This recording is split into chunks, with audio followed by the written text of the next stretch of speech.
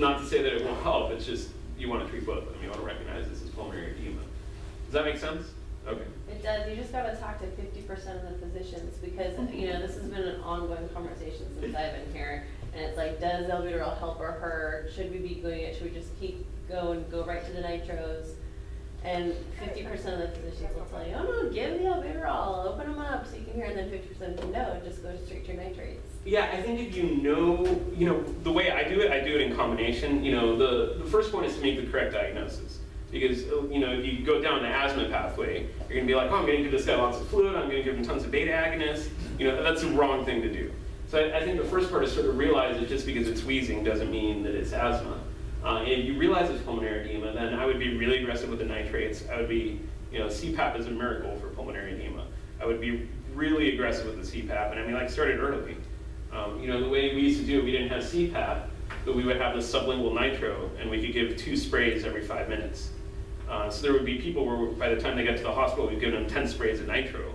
And if you've ever seen someone on IV nitroglycerin for pulmonary edema, it's like magic.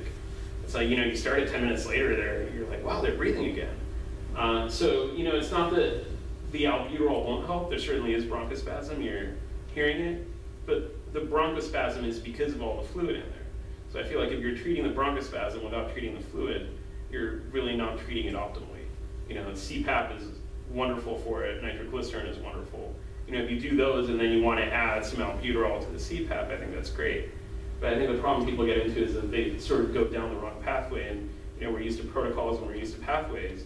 And if you listen to this guy and say, oh, it's asthma, I know how to treat asthma, and you start doing all these things, then often they'll get worse. If you realize it's pulmonary edema, I'm going to maximize my treatment for pulmonary edema, and that might include a beta-2 agonist. But I would say not until you're doing the nitro, not until you're doing the CPAP, not until you're doing the things that are actually going to fix the problem. And physicians are like that, paramedics are like that. You're going to get different opinions from different people. But that's been my experience. Like I said, with the CPAP, BiPAP, it's just been amazing how well that works. So try to go early to it. I don't see it as a last resort. I see it in someone like this as one of the first interventions you want to do. It's going to be one of the most useful things you can do for them. Does that make sense? Okay. So acute decompensated heart failure, CHF, pulmonary edema, what's going on with it? So basically you get shortness of breath, you can get this sort of rapid accumulation of fluid. It's in the interstitial spaces, it's between the alveoli, it's inside the alveoli. Does anyone remember from physiology the Frank Starling curve? Does everyone remember? Anyone want to explain it? The more you stretch an object, the more it becomes less effective. Yeah, so muscles, you have actin and myosin, and they're supposed to overlap. They're not overlapping at all, they don't work. If they're overlapping too much, they don't work well, and there's a sort of optimum stretch. So a lot of muscles, including the heart muscle, as you stretch it more, it contracts more. So the heart, to a certain point, the contractility goes up as the volume goes up. That's why you can increase your cardiac output. The problem is that you get to a certain point where that's not true anymore, and the more the heart expands, the more the contractility goes down, and then the other part of it is the pressure goes up. So the heart's expanding because you're increasing the pressure. That pressure is backing up. It's ending up in the lungs. It's ending up in the peripheral tissue. And the Frank Starling curve is different from a normal heart than it is for someone with heart failure. For heart failure, it's much flatter, to the point where you can't get a lot of increased cardiac output, but you get a lot of increased congestion and increased pressure. And so that's why these people, that's why they're on diuretics, that's why CPAP works, and that's why these other things to decrease fluid work, because they're to the point where they have so much fluid the heart isn't pumping well. If you can decrease some of that fluid, sometimes you can get them to a better part of the curve and you can decrease the pressure that's backing up into their lungs. So this is just a bigger version of the same thing. And then this is showing the different curves. So the curve all the way on the left is a Frank Starling curve for normal heart. The curve all the way on the right is a Frank Starling curve for someone with heart failure. And what it's showing with the, oh sorry, I keep hitting the wrong button. With the 2 points here, you guys see on the bottom of the heart failure curve, there's that first dot and there's that second dot. So the second dot, the one all the way to the right, is where someone with a sort of CHF pulmonary edema with having acutely decompensated heart failure is. So the left ventricular end diastolic pressure, the pressure that the heart's seeing, is really high, and the cardiac output is pretty low. And so what it's telling you is that because the pressure is so high, that pressure is backing up into the pulmonary system and it's causing pulmonary edema. So if you can give them diuretics, or in the short term maybe give them nitroglycerin, what it does is it drops that pressure, and then some of that fluid goes away, and then they can breathe. So this is why nitroglycerin is effective, really effective in the short term for acute decompensated heart failure. What you're basically doing is taking some of the circulating blood away and sort of putting it in the venous system, so their pressure drops. Now there's not so much pressure backing up into the lungs, and there isn't all that fluid going in there. Does that make sense? And the other thing CPAP does is it drops the preload. So you have less fluid going in there because your preload's down. You have less fluid going in there because the nitrates are dilating it. And so you can get really, really dramatic improvements and get that fluid out of there pretty quickly. I think this kind of shows the same thing. This is a normal lung. And then this is showing a lung with all the, so cardiogenic pulmonary edema is the one on the left. You basically have this lung with all this fluid in there, everything gets thick, the air exchange goes down. And if you can apply positive pressure, you can push some of that fluid out, you can take away the stimulus that's putting some of that fluid in there, and you can really improve air exchange. All right, has anyone seen flash pulmonary edema? Yeah, is it scary? Yeah, it was a big MI. Yeah, you know, people with acute mitral regurg will do it. You know, there are people that, you know, suddenly they'll go into pulmonary edema. And there's sort of a lot of things that can do it. You know, solid water intake can do it, medication noncompliance, physical or emotional stress, cardiotoxins.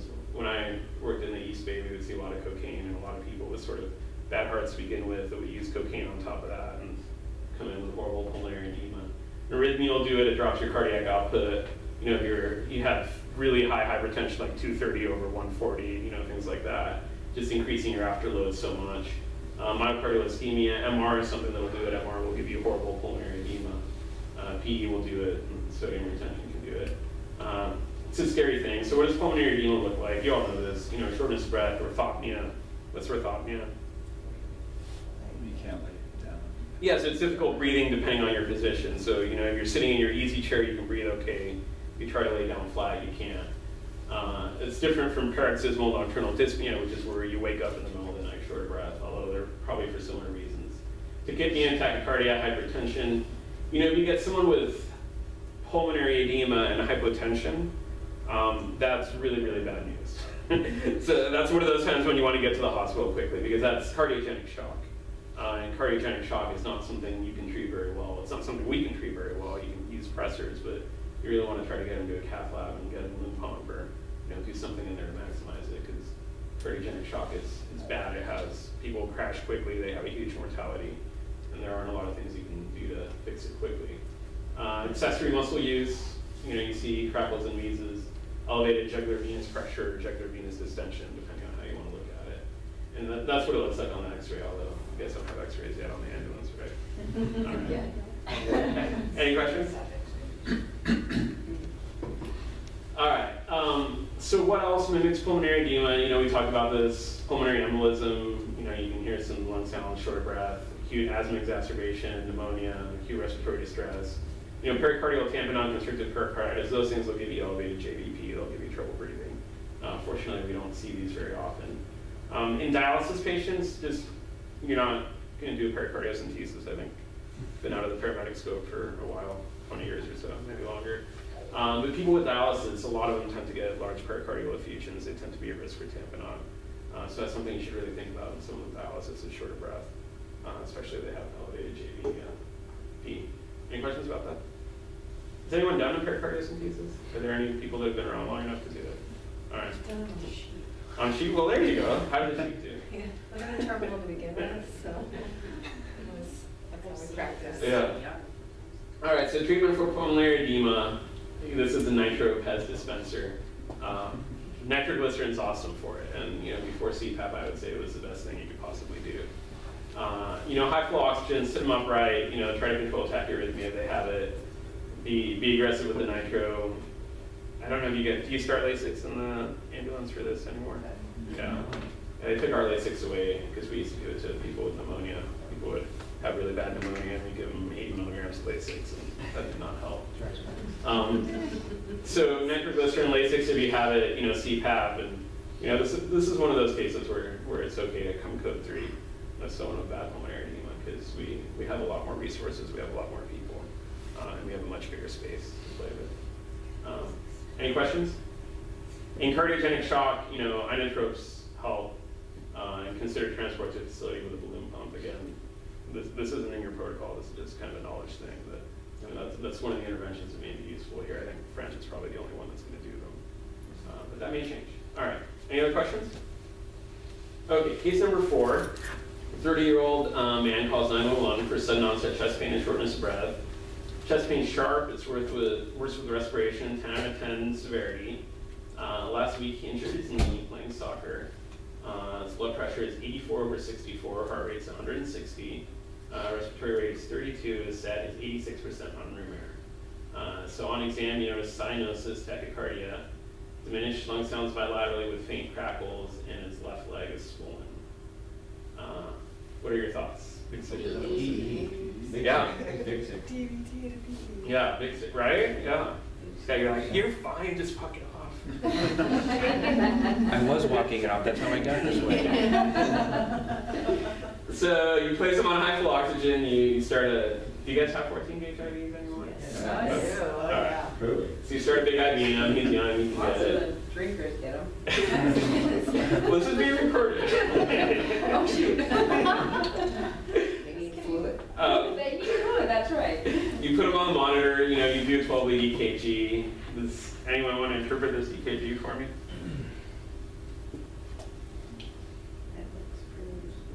PEA.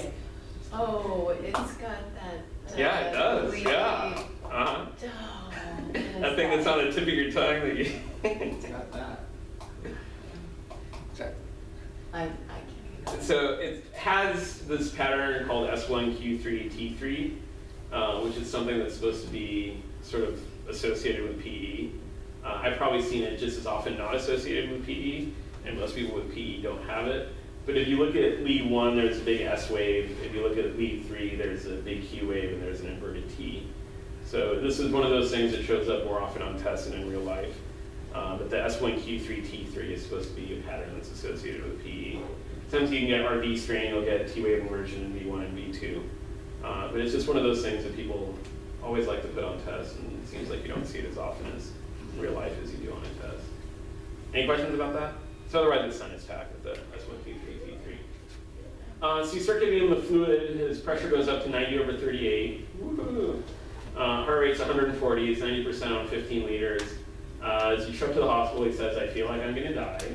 And if you ever hear that, you should take it seriously because they're usually right when they say that. He becomes unconscious, then he goes into a neurocomplex tachycardia and CPR is started. Has anyone had a case like that? Yeah, they're absolutely horrible, aren't they? Like really young people, otherwise with nothing wrong with them, with this horrible disease. You know, I feel like there are few things that will kill otherwise healthy young people quickly. This is one of them, and this is why we look for it so much. So which of the following medications would you use in this situation? And I know you don't have all of these on the ambulance. First one's albuterol, second one calcium chloride, third one sodium bicarbonate, mag sulfate, or tenecteplase. Does anyone know what tenecteplase is? I'm gonna go with A E. clot buster. Yeah, clot buster. Yeah, so it's a tissue plasminogen activator. Yeah, so this would be a case where you would want to use that. You would? You would, absolutely. Yeah, absolutely. PA with or a pulmonary embolism that goes into a rest.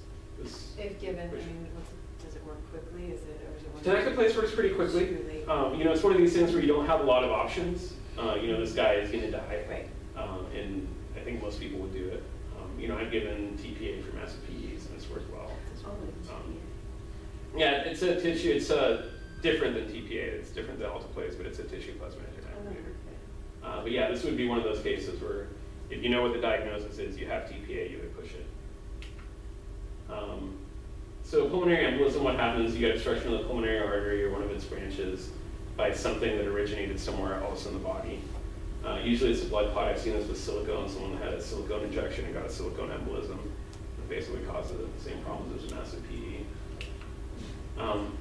Risk factors for PE, surgery, trauma, immobility, cancer, neurologic disease where people don't walk a lot. Oral contraceptives are, you know, a big risk factor for PE. You know, people that are otherwise healthy, if they take What estrogen. with chemo? What's that? What's the connection with chemo? It's thought to be a couple things. One is that some of the cancers itself will express tissue factor, which puts them at increased risk for for having clots, and I think some of the chemotherapeutic drugs are thought to be sort of procoagulant.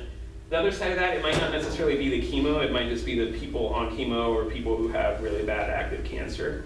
So it might not be because of the chemo just might be a sign of how severe their cancer is. Because I know somebody who just was put on chemo for, breast cancer and then had a massive stroke. Yeah. So it's just like, what? Yeah, some of the agents are procoagulant, and I think the other sign is that some of it might be a marker of having more active cancer. Yeah, but people with cancer, you really have to think about PE. Any question? So what are the symptoms? Most people are short of breath at some point with the PE. Pleuritic chest pain, is common. Cough is common. Orthopnea. Calf or thigh pain. We talk about this as being one of the classic symptoms, but over half the time you're not going to have it. So you can't use the absence of that to exclude a PE. You can't say because someone doesn't have leg pain or they have leg swelling, they don't have a PE, because then you're going to miss over half the cases. Wheezing, and then syncope is another thing that causes PE. Otherwise healthy people will have syncope, maybe the clot will move a little bit, they'll get up, they'll feel better. But you really have to be careful with people with syncope to think about PE. Any question on those? There's different signs of it. So symptoms are something someone tells you. A sign is something you see on an exam. So some of the signs of them are tachypnea, tachycardia, crackles. About 18% that have a PE will have crackles. It's not always pulmonary edema, it's not always pneumonia. Decreased breath sounds, JVD, and this is something called Homan's sign, which is one of the ways to look for PE. And the picture isn't that well. You can just Google Homan's sign if you want to see how you do it. Basically, it's a way to check the leg to check for a DVT. And again, Homan's sign is good. Lower extremity ultrasound is better, but you guys don't have ultrasound in the ambulance yet. But you may someday. Well, there you go. People will be impressed if you say this guy's short of breath and he's positive for Homan's sign. Is it pain when you do Homan? Yes. Okay. The picture's small, but if you guys want to see it, just Google it. You can see a video on how to do Homan's sign. Add that to the list of things you do in that ambulance. Essentially, it's just a leg movement, though, and it elicits pain in the calf or the Correct. whole leg? Or? In the calf. Yeah. The PE treatment, IV, high flow oxygen, again, rapid transport. You guys don't have TPA, we do. Volume status can be a little bit delicate. With people with PEs will eventually develop right heart failure. Right heart failure is one of these difficult things because they're preload dependent. So if they don't have enough preload because the right heart isn't pumping, their cardiac output goes down. They have too much preload, they get volume overloaded really quickly. So it's one of these, right heart failure is one of these acutely bad situations that you don't want to deal with. In hospital, we can do anticoagulation. So anticoagulation is different from thrombolysis. So when you put someone on heparin, the point of heparin isn't to break up the clot. The point of heparin is to keep the clot from growing as the body normally breaks it up. So heparin isn't going to make a clot go away like that. It's going to try to keep the clot from expanding as your body takes care of it, which is different from a thrombolytic like TPA, where you're actually giving a medicine to break up the clot. This seems to be a source of confusion a lot of times, and it's kind of different things.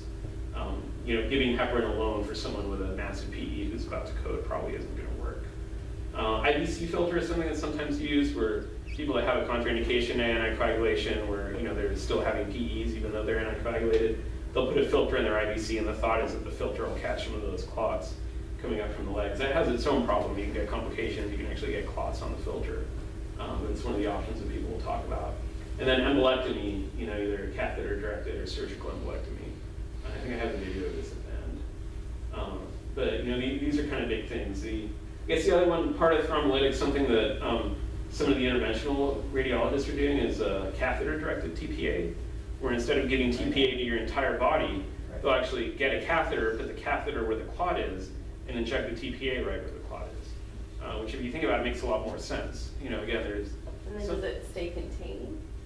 Well, the thought is that if you're giving it, it's going to break up the clot, and then it's going to go into little clots. And what your lungs do every day is filter clots.